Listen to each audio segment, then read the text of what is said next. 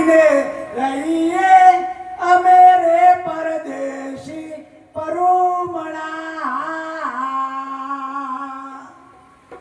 અખો મહારાજ બોલ્યા છે આ દેશમાં તમે સાચું કહેવા જાશો તો કોઈ મોને નહીં. હાલ તમે સારા જુદાની વાત કરો પણ તમે નહીં મોનો કે આવું તો બધી હોતું છે, આવું તો હોતું છે. કોઈ કણ બેઠા પેલો બોલવું પણ એમનું અંતર એમની સાયા જતી રહી. જેમ સીતાજીની રાવણ નતો ઉપાડી ગયો. શું ઉપાડી ગયો તો એ તો તમને ખબર છે કે નહીં? એમની સાયા ઉપાડી ગયો તો સીતાજીના ના ઉપડે. અને શું કીધું છે ને ભિક્ષા દો મૈયા એને માં કીધી છે. પણ આ તો આપણે તો રાવણ ઉપાડી ગયો. રાવણ શું કરવા લઈ ગયો તો ના વેદ हमारा वेद है हम वेदन की मौज जैसा कबीरा रम रहा. આ તો उसको मालूम હોય આ વેદ છે. અને જ્યારે એ માં કીધી કે માં ભિક્ષા દો, માં ભિક્ષા દો. ઉની છોડી હતી વિચાર કરો.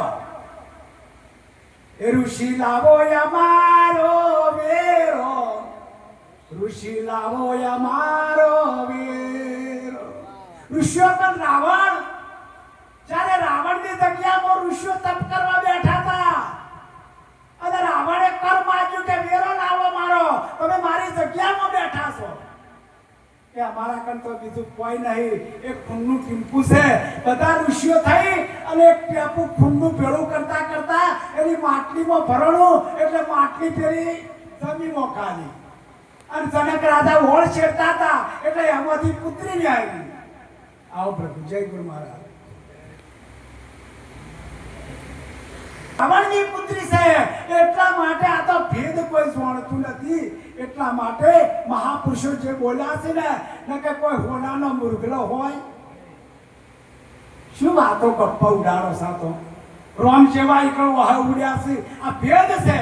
એક એક ભેદ ઉપર આપણે છે એનું સત્સંગ કરીએ ને તો આખું વિસર્જન થઈ જાય. એમ પરમાત્માની વાત છે ને એ બધી સુપી રહેતી નથી. આવા સૂર્ય જેવો પ્રકાશ થાય છે. એટલે વાણી બોલ્યો પછી આગળ સત્સંગ.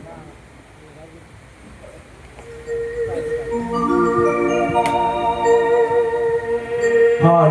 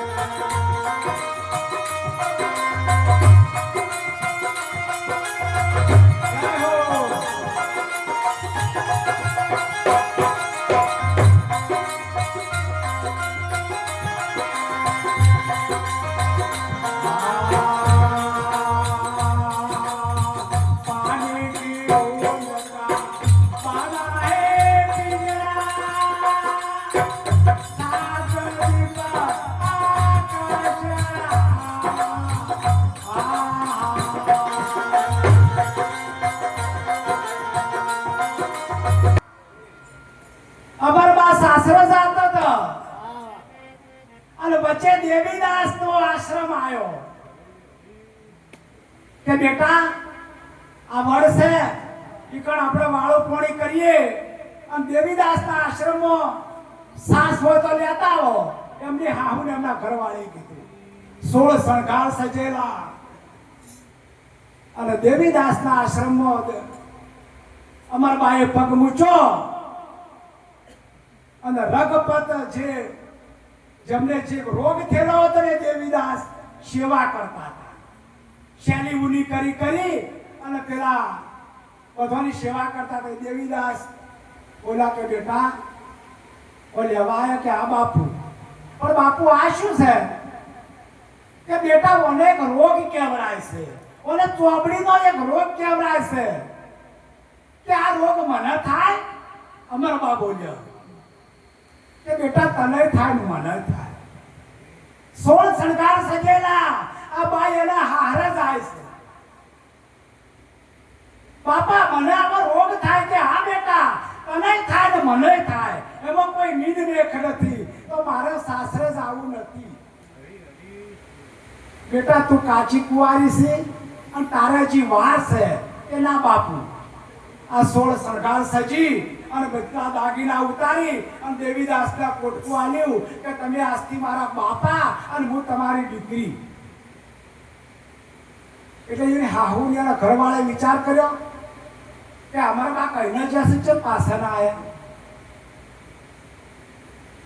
જે આશ્રમમાં એટલે પેલા તો આભૂષણ બધા ઉતારી દીધા હતા. ઉતારી કે ચમા બાવે શું કર્યું? આ બાવો કોઈ યુક્તિ કરી કે ના માં કોઈ કર્યું નથી. એટલે એનો પતિ હતો ને ચોટલો ચાલ્યો. એટલે એના પતિમાં ફોટમાં કટાર હતી.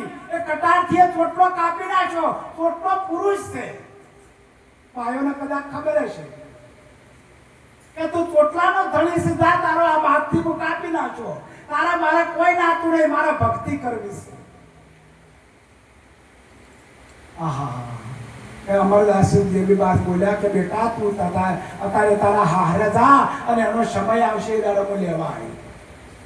આ બાઈને મનાઈ અને એના હારે પર ખાય ના પીવે ના. સંત દેવીદાસ આવી રટના રટી દી. મને આવો રોગ થાય, મને આવો રોગ થાય, આવી મનમાં ચિત્ત એક થઈ ગયું. એને બાળવાનો પ્રયત્ન કર્યો અને હાહરી કે આ ગોડી થઈ ગઈ છે. અને એ બોરડીમાં પૂરી અને દેવીદાસને ખબર પડી. ઘોડે બેઠા એવો ઝાલર સંભળાય, ગુરુ મારા આવે છે. અને બાયડું તોડી અને અમરબાને હાથ પકડી ઘોડી પર બેહારી અને એમના આશ્રમમાં લઈ ગયા.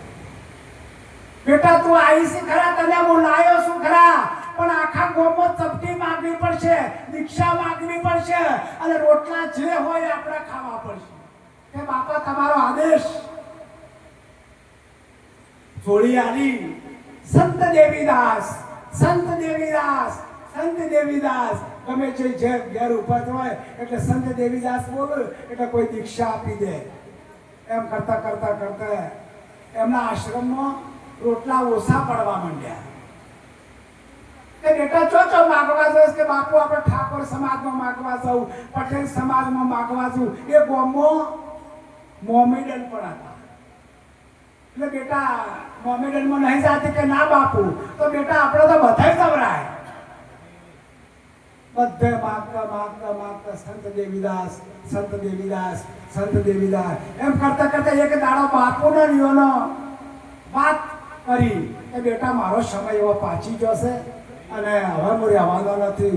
સંત દેવીદાસ બોલ્યા કે બાપુ હજી તો અમે કાચા કુંવારા, અમને આ શું ખબર પડે અને તમે અમને મૂચીને જોશો.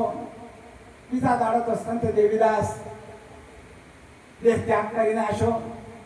અને આ બાઈ હતા એ હાથની ઓરડીમાં એક તારો સતાર લઈ અને બેઠા વગર તો ગુરુ મહારાજના પહેલા એ દેહ છોડી દીધો. આ સેવકોની વાત કરું છું, કોઈ બીજોની વાત નહીં કરતો. આ કોઈ વાક્ય નથી, સત ઘટના છે. આ વાતો કરીને કોઈ આપણે રાજી થવાનું નહીં, પણ આ શિશ્રી ગુરુની વાત છે. ગુરુની સમાધિ કરતા જેની સેવક હતી એને દેહ ત્યાગ કરી નાખ્યો. તો ગુરુ મહારાજની સમાધિ ખોદાઈ, સમાધિ પુરવાડે તો આટલી માટી ફૂટી. ચમ માટી કુદાડો ખૂટ નથી અને માટી કેમ ફૂટી?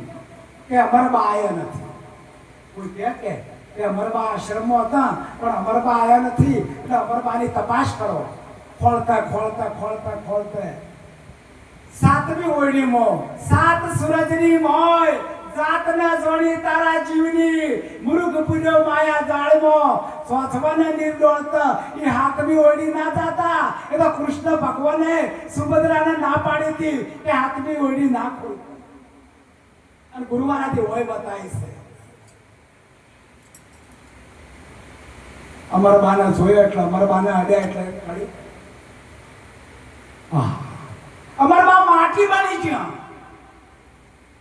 જો આ સંતના સંતપણા નથી મફતમાં મળતા સંતો હોળીએ ચડી ગયા. એ માટી લઈ અને ગુરુ મહારાજની સમાધિમાં પૂરી, એટલે સમાધિ પૂરી થઈ. એટલે બોલ્યા છે, મને ઝીણો ઝીણો ચાદર સંભળાય, કોળોનો ડાભરાનો એમને અવાજ સંભળાતો હતો. આ ગુરુની શિસ્તની વાત છે. અત્યારે તો ભક્તિ કરો તો એટલે ગુરુ મહારાજ તો કોઈ જેને અપનાવું છે એના કે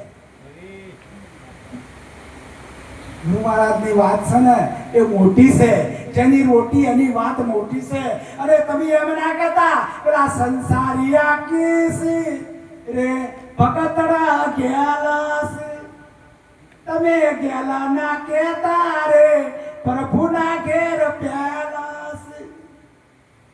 કોની વાત, કોની ગુરુ મહારાજે વાત તમારી કોમ ના કર્યું પણ તમારી ખાલી ખાલી ટોકો પાડો તો ના આવે.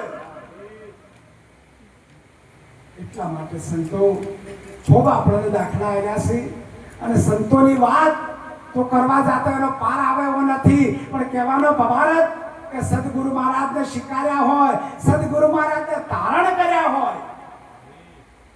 આ તો પગ માર્યાની વાત. હા ગુરુ મહારાજ તમે હતા, વાત પૂરી થઈ, વાત પૂરી થઈ. એ પછી આગળ વાત ના ચાલે. ગુરુ મહારાજ કોઈ કે ભાઈ હા હશે હશે હશે, પણ તમે તો ગુરુ મહારાજ સોનું પહેરીને રૂપું પહેરીને રૂપ દેખાવે, સોનું પહેરીને રીઝાવે, ભરી જવાની મોહેડે ભટકતી હરી ગુણ ના ગાવે રે નુગરી કોઈ નેણા ભરમાવે.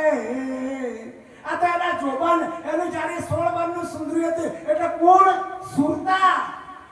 જ્યારે ગુરુચરણ નંદજી એટલે જેને જો ફરવું પર આ તો અફાણે પીવે, વિડીયો પીવે, જે એને કરવું એ કર. ગુરુ તો ચતાચીરા પીવો એ નશો જ છે એમ ના નહીં કહેતો. પણ કહેવાનો ભાવાર્થ કે તમે જે ગુરુ મહારાજે કીધી રીત ના તોડતા, કે ચોયના નહીં રહો. હું તો કહેતો ને ગુરુ મહારાજના દાખલા